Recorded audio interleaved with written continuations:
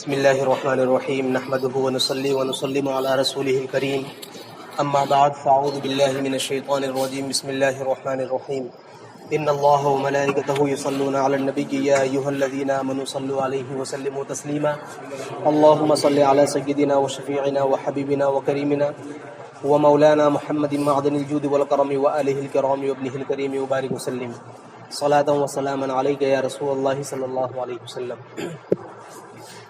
آج 11 محرم الحرام ہے۔ 10 محرم الحرام تک ہم نے اور آپ نے امام حسین رضی اللہ تعالی عنہ کے متعلق باتیں پڑھی اور سنی، اور جس طرح چاہا ہم نے اپنی عقیدت اور محبت کا خراج پیش کیا۔ آج سے انشاءاللہ ہم ایک نیا سلسلہ شروع کر رہے ہیں، اور وہ سلسلہ ہے درس قرآن کا۔ درس قرآن، پہلے ہم آپ کو یہ بتا دیں کہ درس کہتے کسے ہیں۔ درس یہ عربی زبان کا ورڈ ہے جس کا مطلب ہوتا ہے سبق۔ درس قرآن تو اس کا مطلب ہوا قرآن کا سبق۔ تو انشاءاللہ آج سے ہم درس قرآن کا سلسلہ شروع کریں گے۔ درس قرآن میں یہ بتایا جاتا ہے کہ اللہ تبارک و تعالیٰ نے بندوں سے کیا گفتگو فرمائی۔ آج ہم قرآن پاک پڑھ تو لیتے ہیں لیکن سمجھتے نہیں ہیں۔ ہم نے سورہ فاتحہ یعنی الحمد شریف اول سے لے کر آخر تک پوری پڑھ لی، لیکن ہم نے سمجھا نہیں کہ اس پوری صورت میں اللہ تبارک و تعالیٰ ہمیں کیا پیغام دینا چاہ رہا ہے، اللہ تبارک و تعالیٰ نے ہم سے کیا گفتگو فرمائی ہے۔ تو ہم اپنے رب کے کلام کو پڑھتے تو ہیں لیکن سمجھتے نہیں ہیں، اور قرآن کا ہمارے دلوں پر، ہمارے اعمال پر اسی وقت اثر ہوگا جب کہ ہم قرآن کو سمجھیں گے بھی اور قرآن کو سمجھائیں گے بھی۔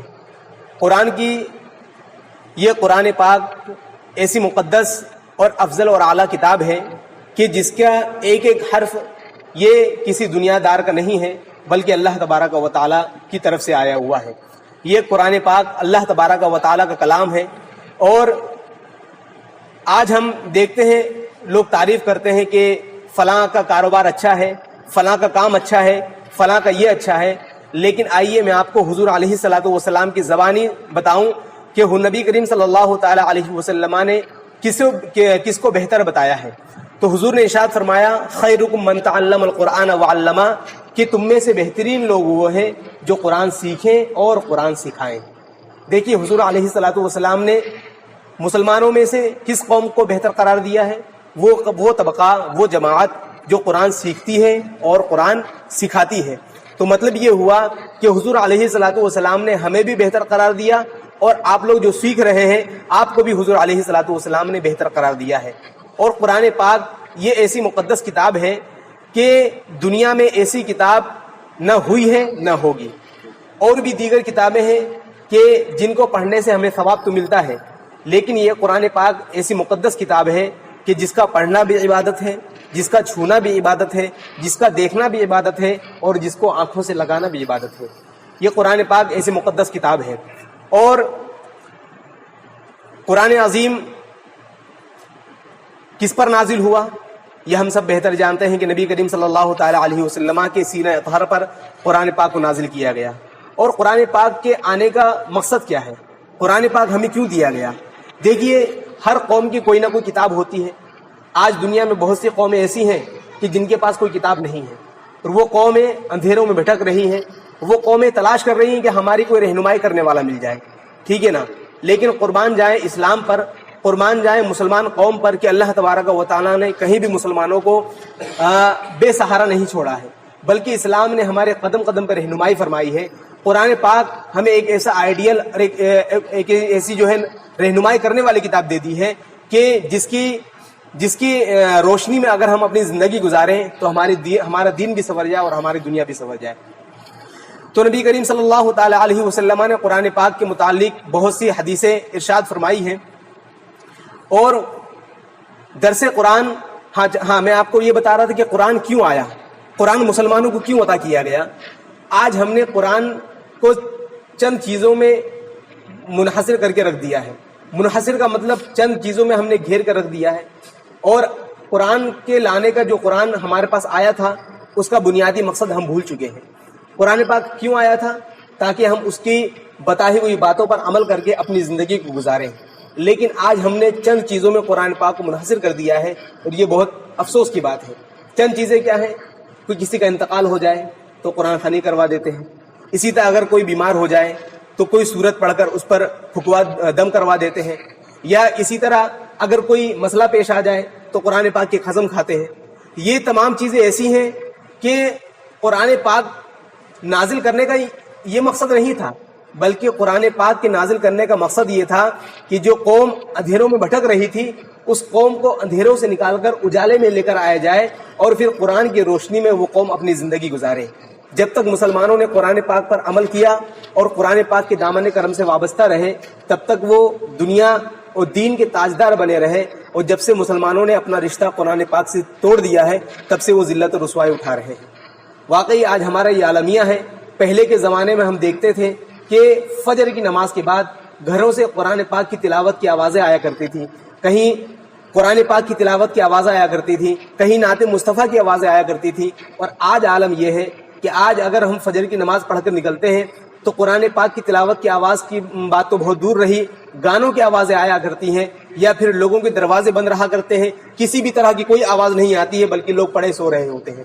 تو یہ ہم نے اپنے ہی کرتوتوں کا نتیجہ ہے جو آج ہم پر عذاب الہی مسلط ہے، اور آج جو ہم پر غیر قوم مسلط ہے، یہ ہمارے ہی کرتوتوں کا نتیجہ ہے کہ ہم نے قرآن پاک سے رشتہ توڑ دیا اور ہم نے غیر قوموں سے رشتہ جوڑ لیا ہے۔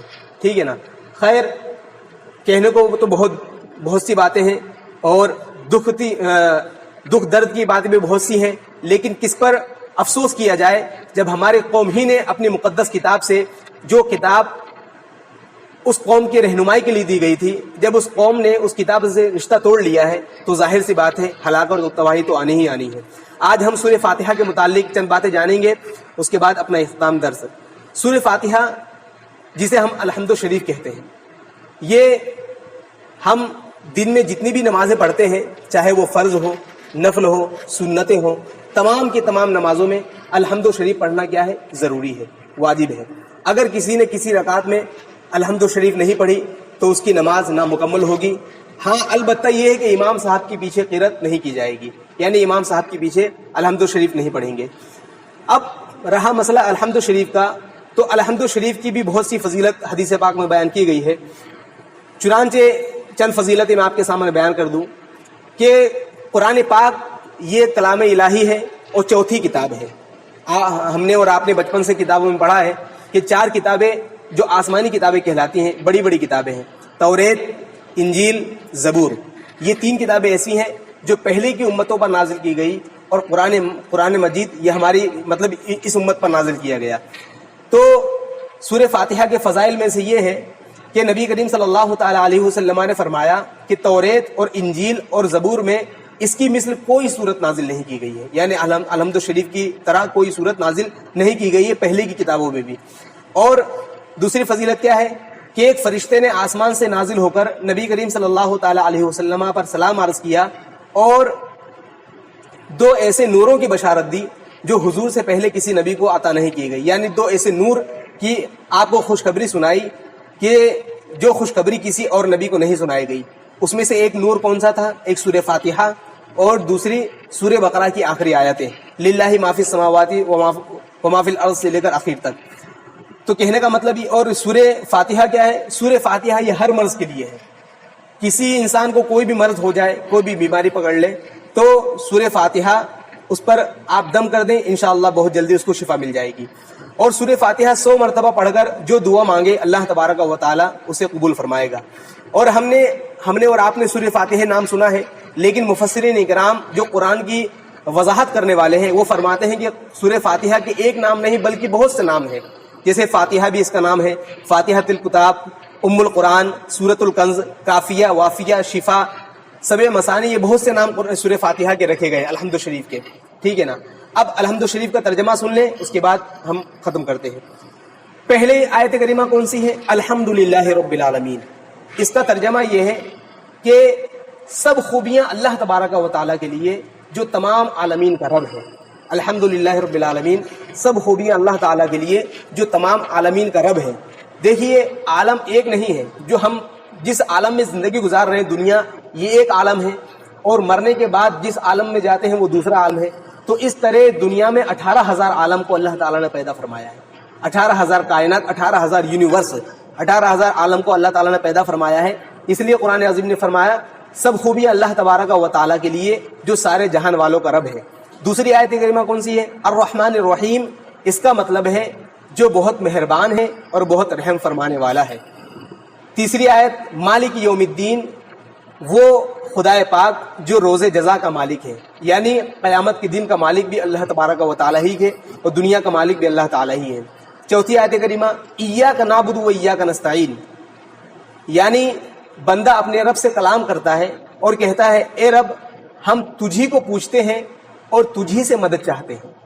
حقیقت میں تو مدد کرنے والا اللہ تبارک و تعالیٰ ہی ہے، بندے تو ذریعہ بن جاتے ہیں، ورنہ ہم جس سے بھی مدد چاہتے ہیں حقیقت میں وہ مدد اللہ تعالیٰ ہی کی جانب سے ہوتی ہے، لیکن بندے کیا ہے؟ ذریعہ بن جاتے ہیں.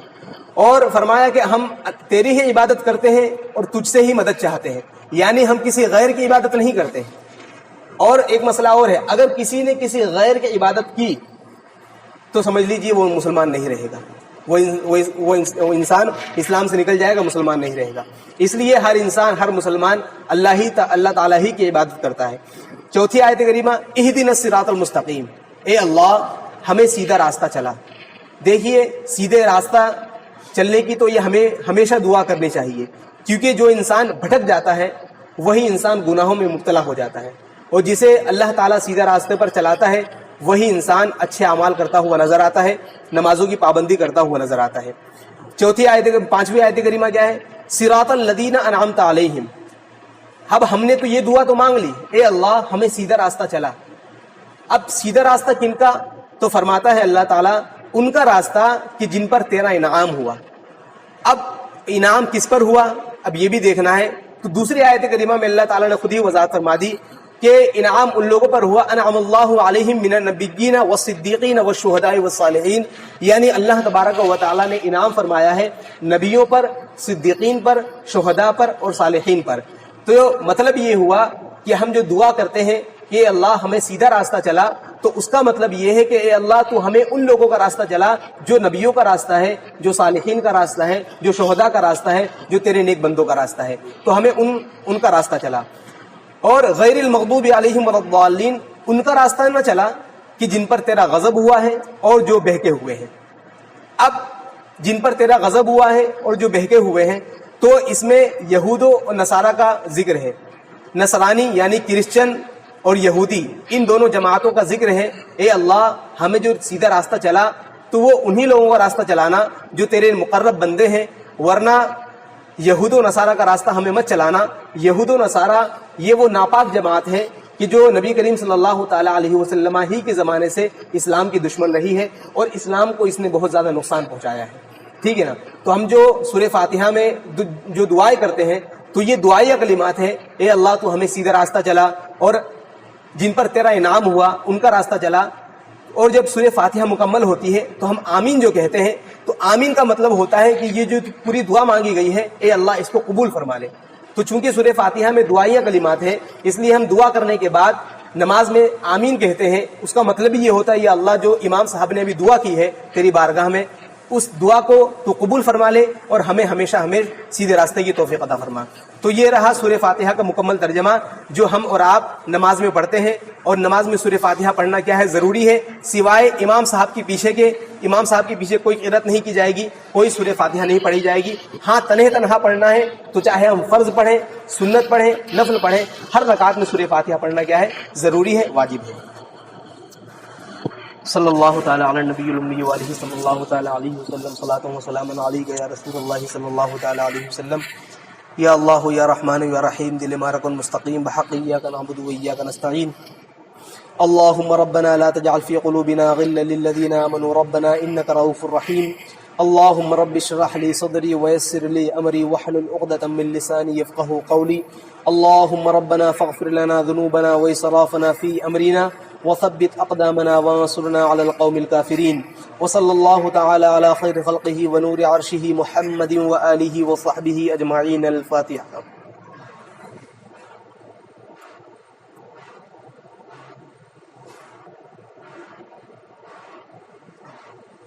قال الله تبارك وتعالى في شان حبيبه المصطفى إن الله وملائكته يصلون على النبي يا أيها الذين آمنوا صلوا عليه وسلموا تسليما اللهم صل على سيدنا وشفيعنا وحبيبنا وكريمنا ومولانا محمد معدن الجود والكرم وآله الكرام وابنه الكريم وبارك وسلم سبحان ربك رب العزة عما يصفون وسلام على المرسلين والحمد لله رب العالمين.